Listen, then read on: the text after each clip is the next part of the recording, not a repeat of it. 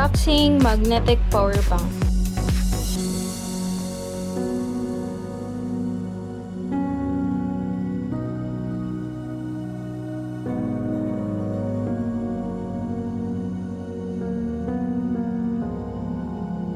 Here's what I've ordered from an online store. And let's go unboxing.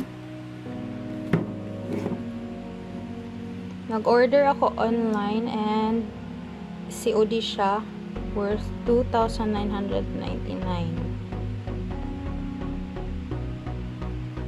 from Lex PH Quad X. Actually, mga 1 week ata ang niya, duration sa pag-order. So, it's a magnetic power bank, and in the set, it has 4 mini power bank. Bali ito yung charger niya, pero you can use it also as a power bank. It is actually made in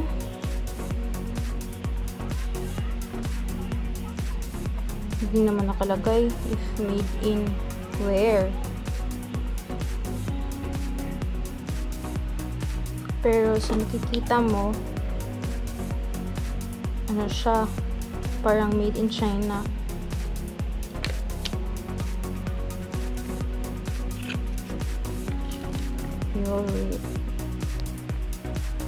It has a switch in each the power bank itself has switch. Then also yung charger niya na ma-serve as power bank din, pero with cord. May switch on and off din. Tapos may indicator lamp. Tapos kaya tinatawag siya na magnetic suction charging tank kasi eto, tingnan natin. Ito is magnetic. It has 3 different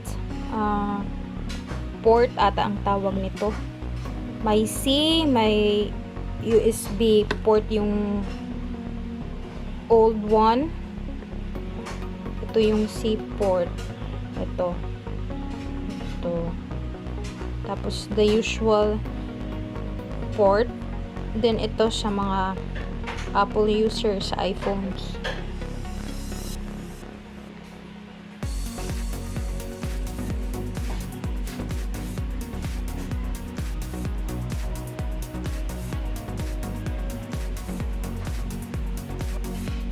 Gagamit tayo sa iPhone ko, it's 36%. Tapos ito kasi pang iPhone. Then ilagay lang siya dito. Tapos actually ito ang tinatawag na magnet.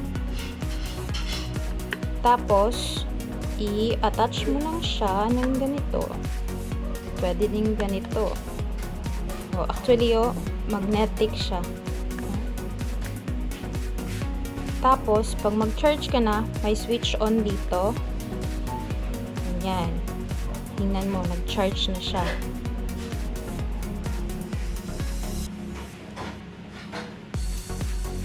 Naka-charging na siya, Ito ang indicator kung ilang percent siguro, parang ganyan. Tapos, kung mag-empty na to itself, magagamit mo to siya while you're playing or doing something. Hindi na kailangan ng cord. Cordless na siya. Pagkatapos, kung empty na to, i-charge mo lang siya. Meron siyang charger.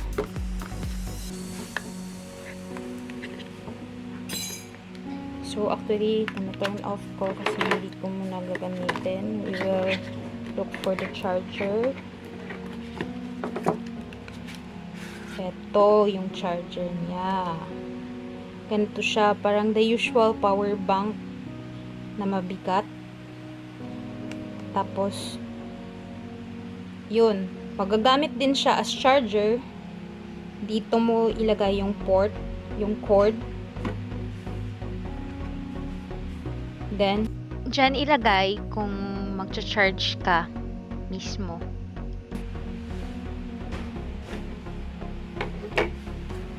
Malalagay din tong ano niya, yung magnetic ata.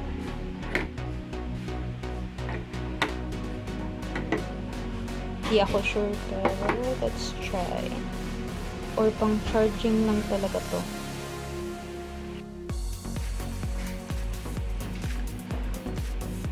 Parang pang charging lang yata. Pang charging lang siya.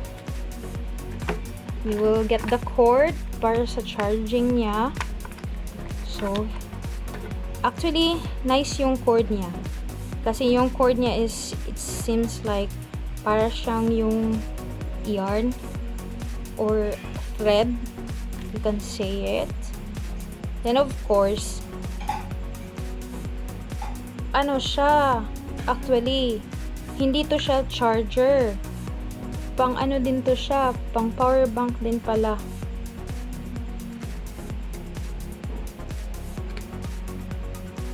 Pwede siyang pang power bank kasi double purpose siya. Kung i-charge mo din, pwede mo siyang i-charge yung para ma-charge to kung mag-e-empty. Sorry for the blur part, hindi nag-focus ang camera. To. Try natin na. Kukuha muna ako na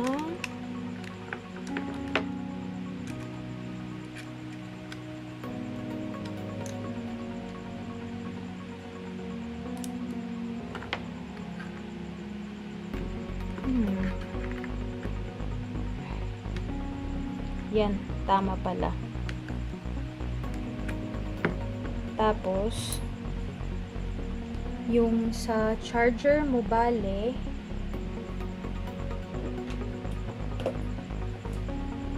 eto plug, magagamit mo to kapag magcha-charge ka.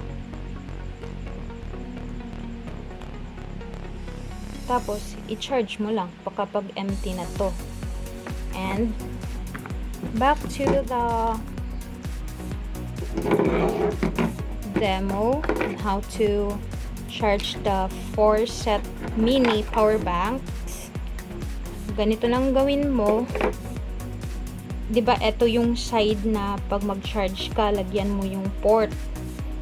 Ito ilagay dito para mag-charge siya. Ganito lang.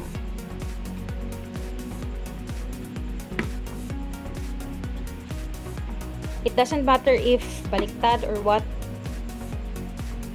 na pagkalagay kasi pwede lang. So, ganyan. Ganyan. Meaning, umiilaw siya. So, it means it works. Nag-charging siya. Oh, nag-blink. It will stop the blinking if it's already full. So, di ba? Tapos, kung may ano ka, para keychain, ilagay mo na lang dito, i-attach mo para hindi to mawawala. Pwede mo siyang isabit as a keychain. Then, i-try natin to mismo as using it as a power bank. Never mind that. So, yung cord, i-attach mo dito. Then, here. See? So, double purpose siya as a charger of the mini power banks. It also serves as a charger, power bank charger. A big power bank. Pero, gagamit ka lang ng cord.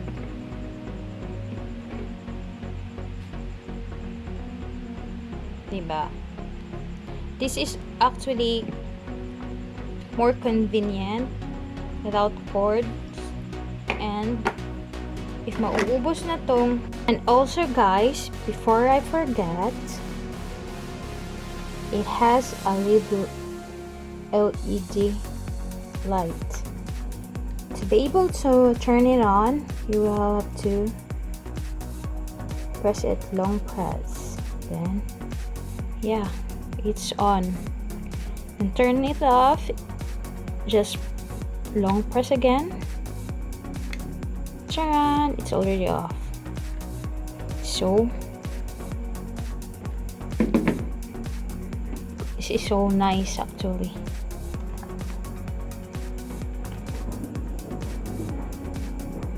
Then about the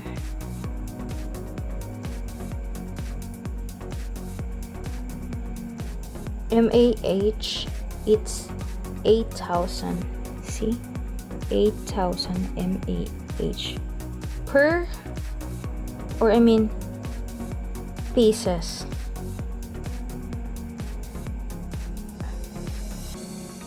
No, I mean it's wrong. The big one is 8,000 mAh.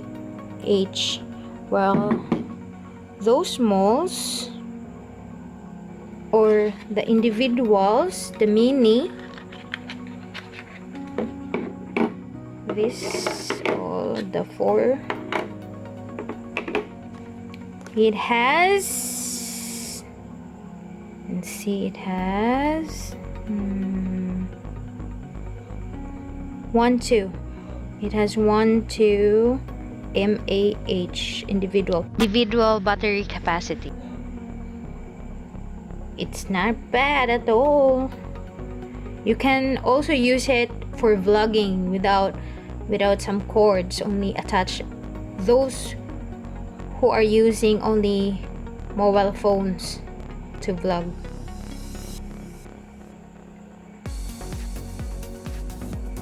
We will read the introduction to product, function, use.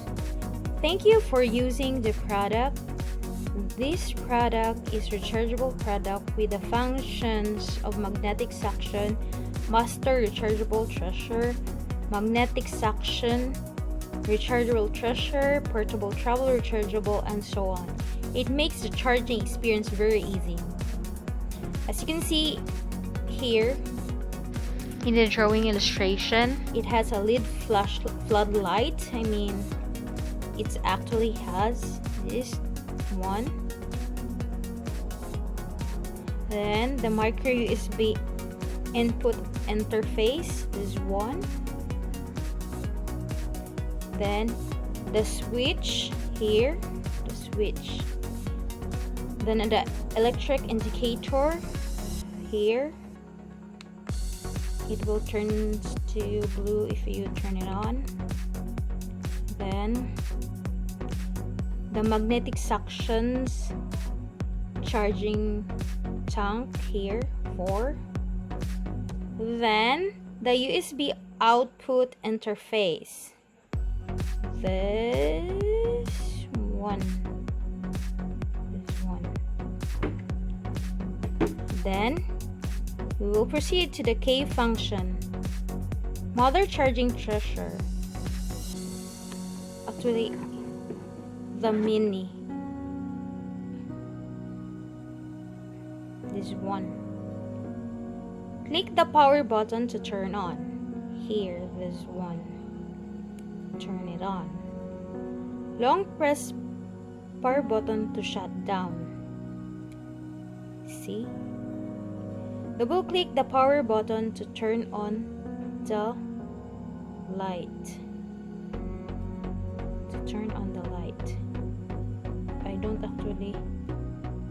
I don't understand about regarding this too, because there is no LED light here.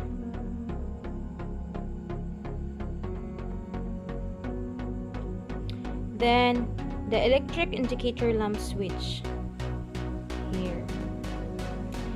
Then the magnetic suction head's replaceable. It's replaceable to according to what suction head you need. Then here's the output to charging, as I already demonstrated to you. And 1, 5. It is normal for the battery pack to become slightly warm during charging. Syempre, ginagamit kaya umiinit. And that's all for unboxing. I'm sure you're also interested of this item. It's really nice actually. Matagal ko na tong gusto. It's convenient. That's all. You can see while vlogging or while videoing or recording, you can use the individual power bank without using the cord, so no hassle at all.